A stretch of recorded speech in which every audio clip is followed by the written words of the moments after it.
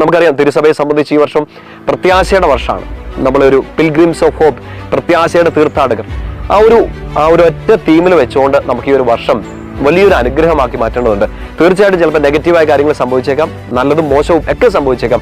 പക്ഷെ നമ്മൾ ഒറ്റ കാര്യം മനസ്സിൽ എപ്പോഴും ഓർത്തിരിക്കേണ്ടതാണ്, അതായത് we are pilgrims of hope, പ്രത്യാശയുടെ തീർത്ഥാടകരാണ്. എത്ര ഇരുട്ടിലും നിന്റെ മേൽ ഉണർന്ന് പ്രശോഭിക്കുന്ന ഈശോയുടെ ആ സൗന്ദര്യം, ഈശോയുടെ പ്രകാശം. ഏശയ്യാ 60 1-2 വാക്യങ്ങളൊക്കെ നമ്മളിങ്ങനെ വായിക്കുന്നില്ലേ, ഉണർന്ന് പ്രശോഭിക്കുക. സോ അതൊരു തീമായിട്ട് നിങ്ങളുടെ ലൈഫിന്റെ ഒരു റൂളായിട്ട് ഈ വർഷം എടുക്കുക. Rise and shine. എന്തിനാണ്? നമ്മൾ നേടിയെടുത്തതിന്റെ പേരിലോ നമുക്ക് കിട്ടിയ അപ്രീസിയേഷന്റെ പേരിലോ ഒന്നുമല്ല. Rise and shine. കാരണം കർത്താവിന്റെ പ്രകാശം നിന്റെ മേൽ ഉദിച്ചിരിക്കുന്നു.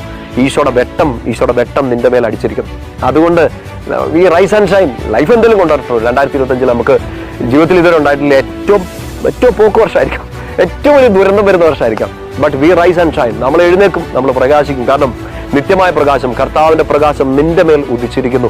Believe it, take to the heart. ഒരു 100% 100 മേനിയായിട്ട് ആ വചനം അഭിഷേകത്തോടെ നിങ്ങൾ നിറയട്ടെ.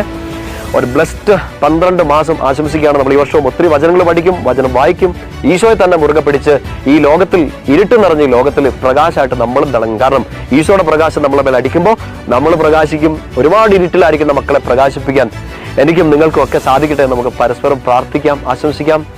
God bless you all. Wish you a blessed year.